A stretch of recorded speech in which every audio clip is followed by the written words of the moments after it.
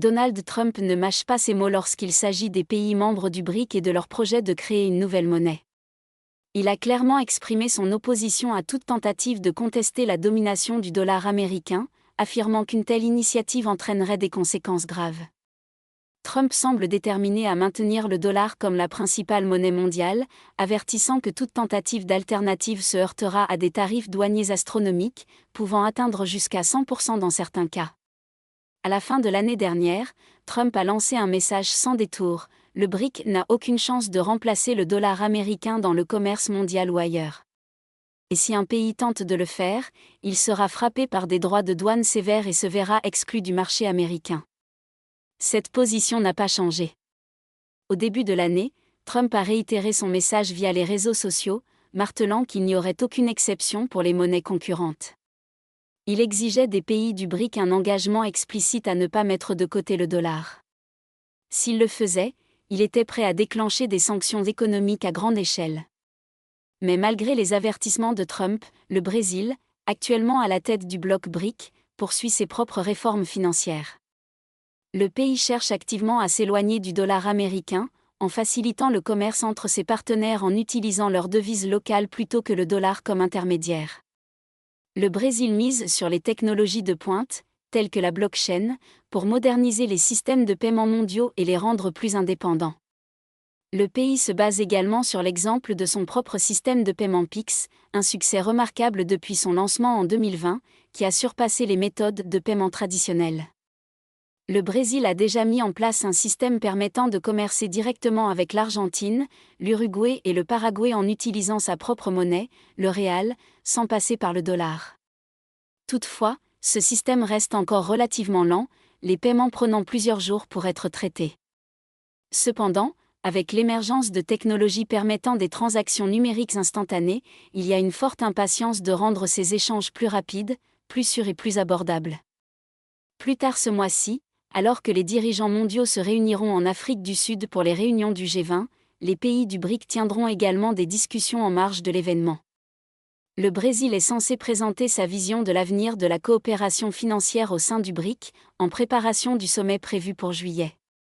Avec l'adhésion de nouveaux pays comme l'Égypte, l'Éthiopie, l'Indonésie, l'Iran, l'Arabie saoudite et les Émirats arabes unis, le momentum en faveur d'un changement dans le traitement du commerce mondial est de plus en plus palpable. L'objectif central de cette poussée est de gagner plus d'indépendance financière.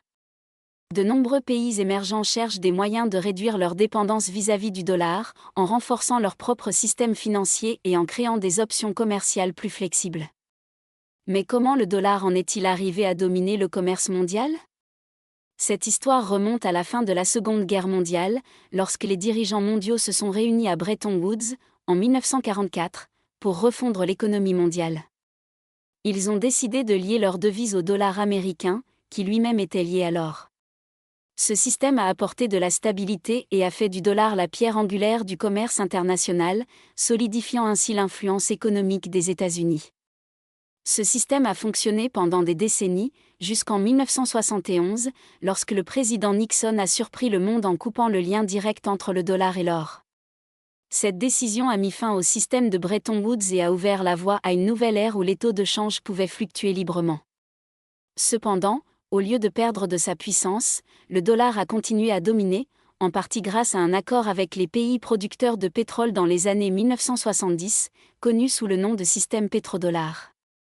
Cet accord stipulait que les ventes de pétrole seraient exclusivement libellées en dollars américains, ce qui a encore renforcé sa place dans les finances mondiales. Aujourd'hui encore, le dollar règne en maître. La stabilité financière, la puissance politique des États-Unis et les institutions internationales dominantes assurent sa position centrale dans le commerce mondial. Pourtant, avec les efforts croissants de certains pays pour explorer des moyens de commercer en dehors de l'influence du dollar, une question se pose: combien de temps encore le dollar restera-t-il le roi ? Donald Trump a clairement exprimé ses inquiétudes face aux efforts croissants des pays du BRIC pour se libérer du dollar. Ces récentes remarques révèlent toute l'ampleur de la préoccupation des États-Unis concernant les tentatives de contourner le dollar. Si des pays réussissent à abandonner le dollar dans leurs transactions commerciales, les répercussions pourraient être énormes: une moindre demande pour les obligations du gouvernement américain, des coûts d'emprunt plus élevés et une position affaiblie des États-Unis sur la scène mondiale. Mais qu'en est-il réellement ? Les pays du BRIC parviennent-ils à progresser dans leur tentative de se libérer de l'emprise du dollar ? L'un des mouvements les plus remarquables est l'accord signé entre la Chine et le Brésil début 2023, visant à commercer directement en utilisant leurs propres devises respectives, le yuan chinois et le réal brésilien. Cela signifie qu'ils n'ont plus besoin de convertir leur argent en dollars avant de commercer, rendant les échanges plus fluides et réduisant les risques liés à la fluctuation des taux de change. C'est une avancée significative, surtout si l'on considère que, en 2022, les échanges entre la Chine et le Brésil ont atteint environ 150 milliards de dollars, la Chine étant le plus grand partenaire commercial du Brésil. En utilisant leurs propres devises, ces pays peuvent réduire les coûts et renforcer leur contrôle sur leur système financier. Dans le même temps, l'Iran et la Russie ont travaillé en coulisses pour contourner les sanctions occidentales et renforcer leurs liens financiers. Ils ont relié leur système bancaire, permettant aux entreprises d'effectuer des paiements directs sans passer par les réseaux contrôlés par les États-Unis.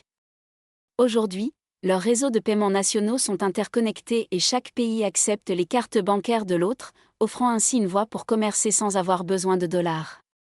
En 2023, l'Iran et la Russie ont même intégré leur réseau bancaire à un système financier plus large, facilitant les paiements entre eux et avec plus de 100 banques dans 13 autres pays. Un autre exemple marquant concerne la Russie et l'Inde.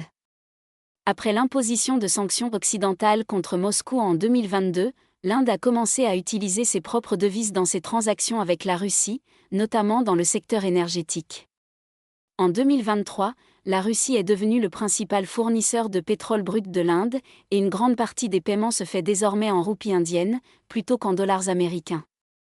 Ce système a permis aux deux pays de se protéger contre les pressions financières externes et de maintenir des flux commerciaux réguliers. L'Afrique du Sud, un autre membre du BRIC, a également pris des mesures pour réduire sa dépendance vis-à-vis du dollar. Le pays a signé des accords avec la Chine pour payer certains imports, comme des machines et des équipements électroniques, en yuan chinois. Cela simplifie les transactions tout en augmentant la liquidité sur les marchés africains, offrant ainsi une plus grande flexibilité financière à long terme. Le BRIC a même lancé un système de paiement révolutionnaire, le BRIC Pay. Ce système de paiement décentralisé permet des transactions transfrontalières sans nécessité de conversion en dollars.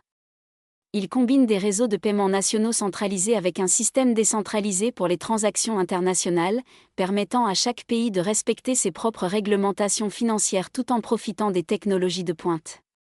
Des systèmes nationaux comme le MIR de la Russie, l'UPI de l'Inde et le UnionPay de la Chine sont intégrés dans ce réseau, garantissant des transactions sécurisées et efficaces. BRIC-Pay représente un pas important vers un modèle financier plus décentralisé, ce qui affaiblit la domination du dollar et ouvre la voie à un système financier multipolaire, plus équitable.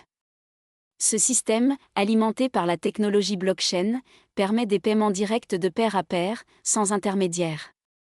Cela rend les transactions plus rapides, plus transparentes et moins coûteuses, tout en augmentant la sécurité des échanges.